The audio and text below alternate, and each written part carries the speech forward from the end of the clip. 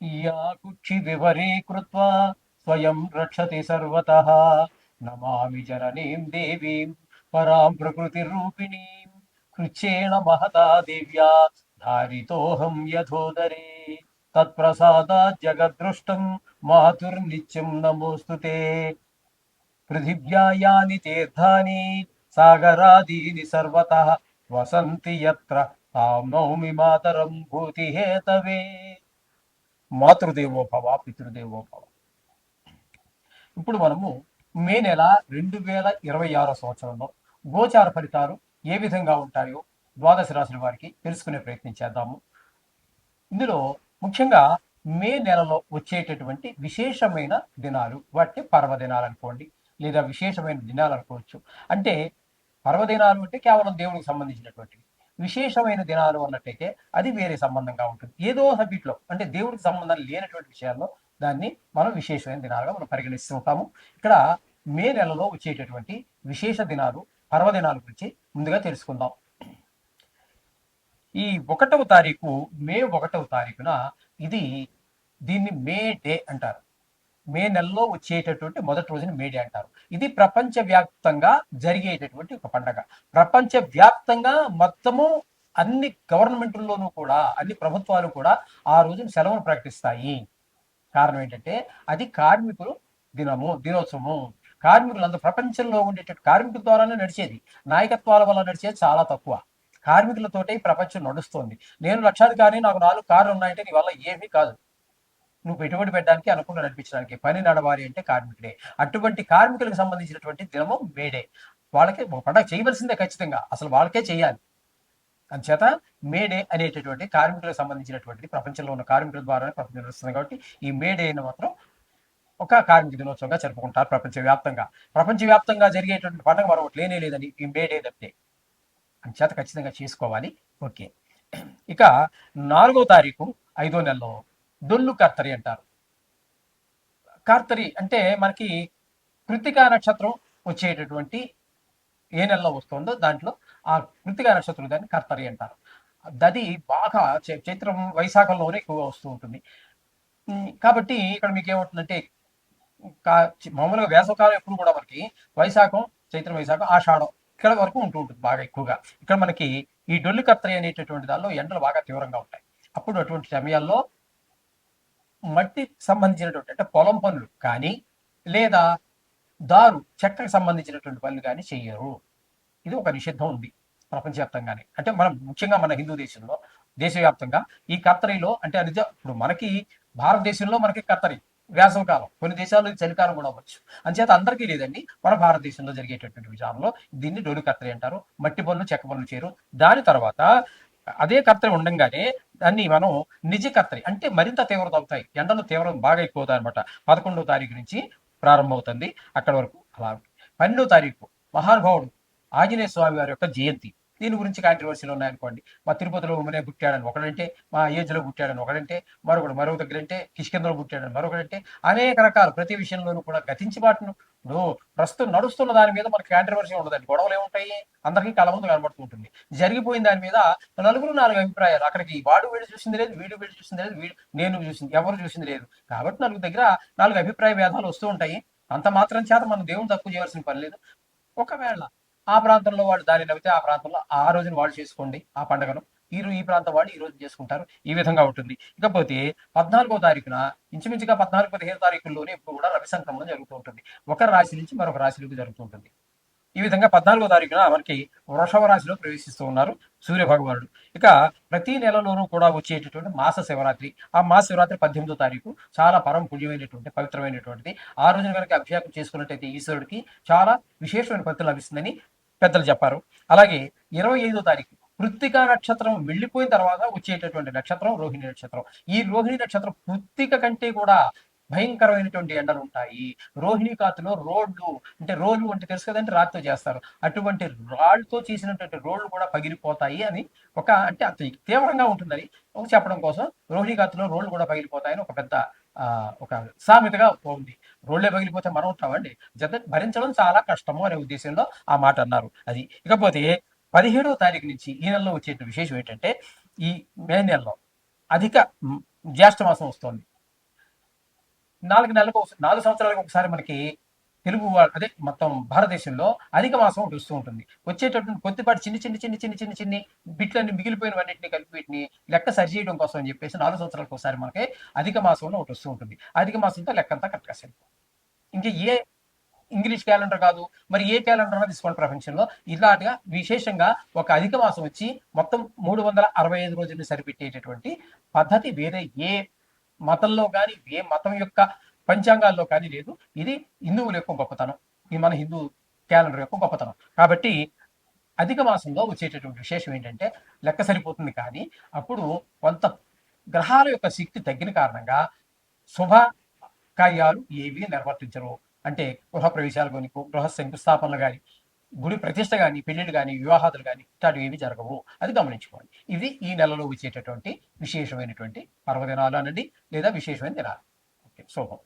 మకర రాశి వారికి మే నెల 2026 సంవత్సరంలో గోచార ఫలితాలు ఏ విధంగా ఉంటాయో సశాస్త్రీయంగా తెలుసుకునే ప్రయత్నం చేద్దాము. మకర రాశి వారికి ద్వితీయ స్థానంలో రాహుగ్రహ సంచారము, ఇది అస్సలు యోగ్యమైనటువంటి ఫలితాలను ఇవ్వజాలదు. దానివలన ధనానికి ఇబ్బంది పడే పరిస్థితి ఉంటుంది. 4 రోజులు ఇబ్బంది పెడతాడు రాహువు.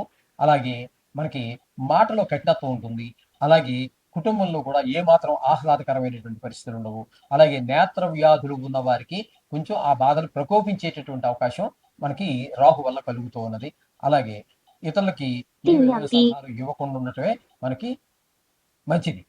ఈ విధమైన పరిస్థితి అంతా ఉంటుంది. కుటుంబంలో కూడా మనకి ఏమాత్రము ఒక ఆహ్లాదకరమైన పరిస్థితి ఉండదు, పిల్లల్లో కానీ వారిలో కానీ. ఆ విధంగా డబ్బులకు లోటు వచ్చినప్పుడు ఇంకన్నీ వస్తాయండి అవన్నీ. ఎందుకంటే పిల్లలు ఏదో అడుగుతారు, వాళ్ళకి తెలియదు కదా మన ఆర్థిక పరిస్థితి, మన ఫైనాన్స్ పొజిషన్ ఇవేమి వాళ్ళకి తెలియదు. కాబట్టి వాళ్ళు ఏదో అడుగుతారు, వాడికి కొనివ్వకపోతే వాళ్ళు చిన్నపిల్లలు కదా, అర్థ అయిపోతారు. ఇంకా అట్లాగే తెలుసున్న వాళ్ళు భార్య వాళ్ళు కూడా అంతే అండి. మన సంపాదన ఎంత, మన ఇన్కమ్ ఎంత, మన ఆదాయం ఎంత, మన ఖర్చు ఎంత, ఇవన్నీ మనం సంవత్సరం మొదల్లో చెప్పుకుంటూ ఉంటాము. ఉగాది రోజున ఆ రోజు వింటారు, అవి అక్కడే వదిలేసి వెళ్ళిపోతారు. తర్వాత వాళ్ళ పరిస్థితి మామూలే, వాళ్ళ ఆలోచనలో కూడా ఏ తేడాలు ఉండవు. ఆ పక్క ఆవిడతో మొత్తం మన బతుకంతా ఎక్కడ ఆధారపడింది అంటే ఈ ఆడవాళ్ళతోటి పక్క వాళ్ళతోటి లింక్ పెట్టుకుంటారు. వాళ్ళ ఆదాయ వనరులు వేరుగా ఉంటాయి, మన ఆదాయ వనరులు వేరుగా ఉంటాయి. వాళ్ళ ఖర్చు వేరుగా ఉండొచ్చు, వాళ్ళ ఖర్చులు తక్కువ ఉండొచ్చు. వాళ్ళకి ఎందుకంటే ఒకటే పిల్లవాడు, మనకి 10 మంది పిల్లలు. ఇవన్నీ ఒకదానికోటి ఎవరికి సంబంధం ఉండదు, ఎవరి ఖర్చు వాళ్ళదే. వీళ్ళ వరకు ఆలోచించకుండా పక్క వాళ్ళతో కంపేర్ చేసుకుంటూ ఉంటారు, సరిపోల్చుకుంటూ ఉంటారు. అక్కడ వస్తుంది మొత్తం లేనిపోని చికాకు అంతా కూడా. అంచేత డబ్బులు ఎప్పుడైతే ఆదాయం తగ్గిందో, ద్వితీయ స్థానంలో రాకు ఉండటం వల్ల ధనాదాయం తగ్గుతుంది. కాబట్టి మాటలో కఠినత్వం పెరుగుతుంటుంది. ఇప్పుడు ఏదో 4 సార్లు విసిగిస్తుంటే ఇంకేం పని లేదు నీకు అంటాడు మగవాడు, భార్య పిల్లవాడైనా సరే. అన్నప్పటికీ వాడు మొహం కొంచెం హర్ట్ అవుతారు, మొహాలు మార్చుకుంటారు. ఈ విధంగా ఇంట్లో ఆహ్లాదకరమైన పరిస్థితి ఉండదండి. ఆ ధనానికి రూట్ ఎప్పుడైతే వస్తుందో కామన్, అది అందరు ప్రపంచంలో అందరి ఇళ్లలో ఉండేది ఇది. ఇకపోతే తృతీయ స్థానంలో శని భగవాన్ యొక్క సంచారం నెలంతా ఉంది. ఇది తృతీయ స్థానంలో శని భగవాన్ యొక్క సంచారం మాత్రం చాలా శుభ పరిణామాలు కలగజేస్తూ ఉంటుంది. ఎందుకంటే శని భగవాన్ తృతీయంలో ఉన్నప్పుడు ఇంట్లో వారి యొక్క, బయట వారి యొక్క కొన్ని సందర్భాలలో ముక్కు మొహం తెలియని వాళ్ళు కూడా మనకు సహాయపడేటువంటి అవకాశం ఉంటుంది నెల అంతా కూడా. అలాగే అదే తృతీయ స్థానం అయినటువంటి మీనంలో 11 రోజులు సంచారం చేస్తున్నారు. సేమ్ శని భగవానుడు ఎట్లా అయితే మనకి అన్ని విధాల సహాయ సహకారాలు అందిస్తున్నారో, కుజుడు కూడా అవే సహాయ సహకారాలు మనకి అందిస్తూ ఉన్నారు. చేత తెలిసిన వాళ్ళు కావచ్చు, తెలియని వాళ్ళు కావచ్చు, అలా మనసా వాచాకరణ ఏ సహాయం కావాలంటే ఆ సహాయాన్ని అందిస్తూ ఉంటారు. తృతీయంలో ఉన్నటువంటి శని కుజులు ఇద్దరు కూడా. అంటే కుజుడు 11 రోజులే. ఇక్కడి నుంచి కుజుడు ఏం చేశాడు, 11 రోజులు అయిపోయిన తర్వాత చతుర్థంలోకి వెళ్తారు. అక్కడికి వెళ్ళాక కొన్ని ఇబ్బందులు కలగజేస్తాడు. తల్లిదండ్రుల విషయంలో కానివ్వండి, విద్య విషయంలో కానివ్వండి, వాహనం సుఖానికి సుఖస్థానం అంటారు దీన్ని. అలాగే గృహానికి సంబంధించి, వాహనానికి సంబంధించి ఇట్లాంటి విషయాలు అన్నీ ఉంటాయి. కానీ కొన్ని ఇబ్బందులు కూడా వాటితో పాటే మనకి కలగజేస్తూ ఉంటాడు ఈ కుజుడు చతుర్థ స్థానంలో. ఇకపోతే రవి చతుర్థ స్థానంలో 14వ తారీఖు వరకు ఉన్నారు. ఆయన కూడా అంతేనండి. తల్లిగారి విషయంలో, విద్య విషయంలో, భూమి విషయంలో, గృహ విషయంలో, వాహనాల విషయాల్లో, మన స్వభావం విషయంలో కొంచెం ఇబ్బందులు కలగజేస్తూ ఉంటారు. స్థానంలో ఉన్నటువంటి ఆ కుజుడు ఇచ్చే ఫలితాన్ని రవి కూడా ఇస్తున్నారు. తదుపరి ఆ రవి అక్కడి నుంచి 5వ స్థానంలోకి వెళ్తారు. 5వ స్థానంలోకి వెళ్ళే కూడా ఆయన మన సంతానం మీద దుష్ప్రభావాలు చూపిస్తారు, కానీ మంచి ప్రభావాలు చూపించరు. ఇకపోతే బుధుడు 13వ తారీఖు వరకు మనకి చతుర్థ స్థానంలో ఉన్నారు. అక్కడ ఇందాక కుజుడు, రవి ఎలా అయితే మనకు సుఖ స్థానాల్లో మనకి సుఖాలు దక్కకుండా ఏవో కొన్ని ఇబ్బందులు కలిగిస్తుంటారో వాటిని సరిచేసే ప్రయత్నం కానివ్వండి, లేదా వాటిని ఎదుర్కోవడానికి మనకి కొంతవరకు బుధుడు మన ఆ బాధను తట్టుకోగలిగే అవకాశం మనకి ఇస్తూ ఉన్నారు. తల్లిగారి ఆరోగ్యాన్ని ఏం పర్లేదు నేను ఉన్నాను అన్నట్టుగా, పిల్లవాడి చదువు విషయంలో పోలేరు 2 గ్రహాలు అనుకూలించకపోయినా బుధుడు అనుకూలిస్తున్నాడు కదా అన్నట్టుగా ఉంటుంది.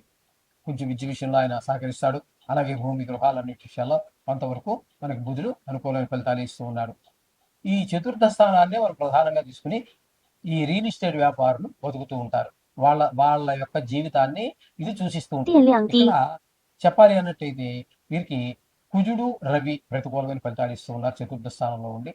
బుధుడు మాత్రం కొంచెం అనుకూలంగా ఉన్నాడు. కాబట్టి శుభాశుభ ఫలితాలను మాత్రమే ఆశించవచ్చు ఈ రియల్ ఎస్టేట్ వ్యాపారం చేసేవారు, వాహనాల వ్యాపారం చేసేవాళ్ళు.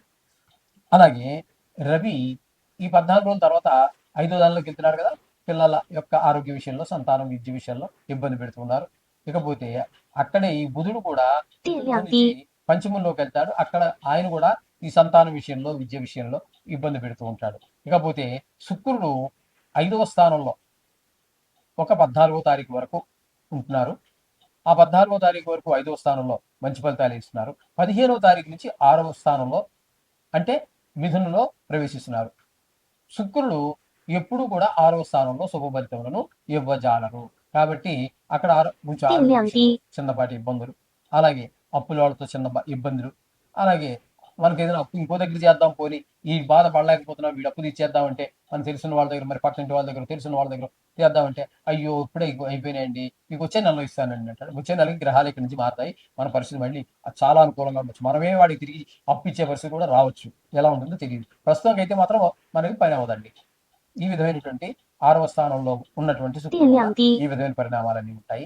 అలాగే అష్టమ స్థానంలో కేతువు ఆయుస్థానం కాబట్టి మన బంధువులు కావచ్చు, చుట్టాలు కావచ్చు, ఆత్మీయులు కావచ్చు, మొన్న అనేక సందర్భాల్లో మనని అనేక ఇబ్బందుల నుంచి గట్టెక్కించిన వాడు కావచ్చు, వాళ్ళకి ఆరోగ్యం బాగలేదనో, లేకపోతే వారు చనిపోయారనో, ఏదో మొత్తం మీద ఒక దుష్టవార్త వినవలసినటువంటి పరిస్థితి ఉంటుంది, పెద్ద దుఃఖమే కలుగుతుంది.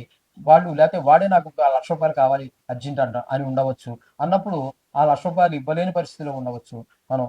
అలాగా ధన నష్టం జరిగే అవకాశం ఉంటుంది, కలహాలు వచ్చే అవకాశం ఉంటుంది, పరాభవాలు, అవమానాలు కూడా వచ్చే అవకాశం ఈ కేతు అష్టమ స్థానంలో ఉండటం వల్ల కలుగుతుంటుంది. ఈ విధమైన పరిణామాలన్నీ కూడా మనకి మకర రాశి వారికి చెప్పుకోవాల్సి ఉంటుంది. అయితే మొత్తంగా ఈ యొక్క మకర రాశి వారికి చెప్పాలి అన్నట్టయితే శని భగవానుడు పూర్తిగాను, కుజుడు పాక్షికంగా అంటే పాక్షికంగా కూడా కాదండి, 10 రోజులు 11 రోజుల పాటు ఆయన అనుకూలమైన పరిస్థితిలో ఉంటారు. అలాగే ఇక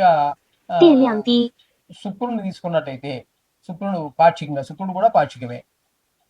ఇంతకంటే చెప్పుకోదగినటువంటి బుధుడు కూడా పాక్షికంగా, 2 గ్రహాలు పాక్షికంగా మనకి అనుకూలంగా ఉన్నాయి.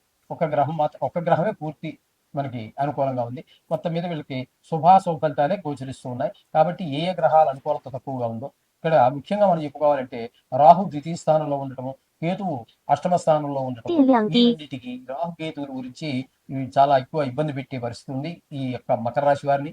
కాబట్టి దుర్గా దేవి యొక్క పూజలు, గణపతికి సంబంధించి రోజు ఎలాగా మనం నవగ్రహాలకు సంబంధించి శ్లోకాలు చదువుకుంటున్నాం కాబట్టి ఇక్కడ రాహుకి దుర్గకి సంబంధించి, ఈ కేతుకి గణపతికి సంబంధించి మనం చేసుకోవడం ద్వారా ఉత్తమమైనటువంటి ఫలితాలని మనం పొందటానికి అవకాశం ఉంటుంది. అలాగే గురువు యొక్క బలం కూడా పూర్తిగా లేదండి, ఒక్కరోజు 6వ స్థానంలో ఉండటం ద్వారా. అంచేత మీరు గురువు కూడా ఏదో ఒకటి చేసుకోవడం అనేది ఒక సూచన. గురువుకి మీకు తెలుసు కదండి, ఆ శ్లోకాలు చదువుకుంటున్నాం కదా, లేదంటే 1.5 కేజీ శనగలు దానం ఇచ్చేయటం ద్వారా బ్రాహ్మడికి ఇచ్చి ఆ సంకల్పం చెప్పించుకోండి. షష్టమ స్థానస్థిత గురుగ్రహ దోష పరిహారార్థం శనకదాని దానం తుభ్యమాసం వాళ్ళకి తెలిసి ఉంటుందండి. అక్కడ ఉన్నటువంటి పూజారులకు కావచ్చు, గుళ్ళో ఉన్న పూజారులకు కావచ్చు, లేదా ఏ పురోహితుడికి సంకల్పం చెప్పగలిగే స్థితిలోనే ఉన్నారు. అందులో కూడా మంచి మంచి మేధావులు ఉన్నారు.